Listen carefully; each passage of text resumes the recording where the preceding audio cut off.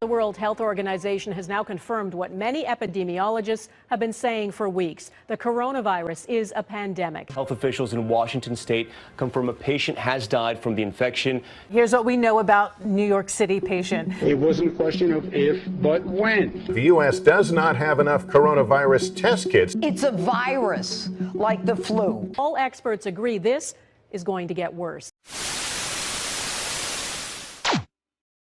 COVID-19. How much do we know about it? All we know is that it is caused by a virus strain called SARS-CoV-2, which causes extreme acute respiratory syndrome. However, there is more to it that we are unaware of. The virus that causes COVID-19 has mutated, as expected. Reports after news all over the world have become alarming as new strains of this virus have emerged. Most mutations, however, are useless and go undetected. But every now and then, a series of mutations will produce a variant that is more effective at infecting people and making them sick. Experts say the new strains contain mutations that could make it easier for the virus to bind to our cells. It alters the appearance of the virus so that prior antibodies from a previous infection or a vaccine would not recognize it. Scientists are continuously monitoring changes in the virus.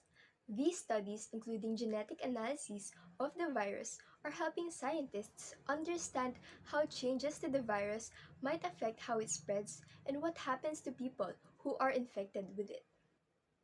Now you have known the overview of the mutation, but what are the new variants of the virus COVID-19 that are circulating in the world? During this pandemic, several strains of the virus that causes COVID-19 have been discovered all over the world. Occasionally, new variations appear and vanish. New versions appear and persist at other times. SARS-CoV-2 has a missense mutation in the spike protein D614G that has emerged as the dominant clade in Europe and spread worldwide. The appearance of this clade occurred between mid to late January 10 and January 25, 2020, according to the molecular dating analysis. The D614G variant is said to be 10 times more infectious than coronavirus. Symptoms, medications, and other factors are all altered by this new strain. D614G has rapidly spread to become the most abundant variant worldwide, and this D614G mutation remains in the all-new emerging variants. The D614G mutation in the viral spike protein appeared early in the pandemic. Moreover, the D614G variant carries a mutation that makes it easier for the virus to dock onto human cells. In September of 2020, a variant emerged in the United Kingdom which is called the B117 variant. The B117 variant contains 17 genetic changes. This variant contains a large number of mutations in the spike protein, which covers the outer coating of COVID-19 and gives it its distinct spiny appearance. This COVID-19 version tends to be more easily spread and may carry a higher risk of death. In South Africa, a variant was also discovered known as the B1351 variant. This version seems more readily transmitted.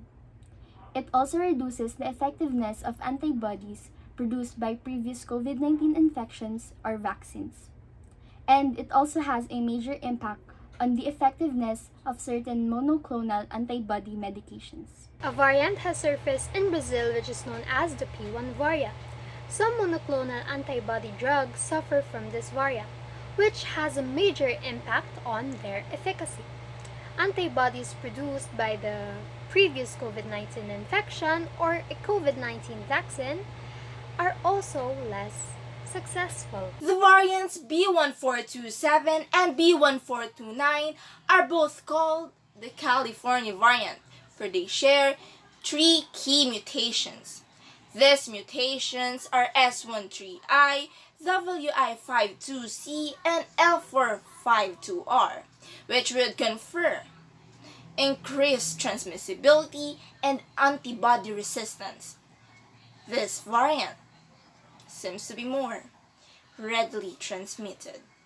It also has a minor effect on the efficacy of certain monoclonal antibody therapies, as well as the efficacy of antibodies generated by a previous COVID-19 infection or vaccine. But what are the effects of the existence of these different variants? Well, as these different variants are present, their existence have a great effect. They are quickly displacing the previous variants of the virus. They also contain mutations that may affect a portion of the virus that is likely to be important. In the lab, some of these mutations have been found to improve the virus's capacity to kill cells. With this, they all add up to make a case of a virus that will spread more quickly. But is the new strain of the virus more severe? As per the European Center for Disease Prevention and Control, there is still no evidence about it being more serious. But due to its increased transmissibility, hospitalizations and deaths keep on increasing, particularly for those in the older age groups or with comorbidities.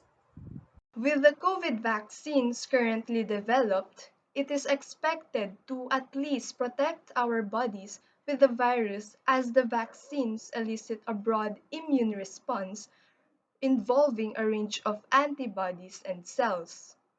Mutations of the virus shouldn't make these vaccines ineffective. But if in any case, these vaccines are proved to be less effective against one or more variants, then it will be possible to change the composition of the vaccines to protect our bodies against this variant. With only 1.8% of people in our country vaccinated, it is not just enough to put our full trust in these vaccines for the improvement of our situation. If you were suddenly infected, what do you wish you had done differently?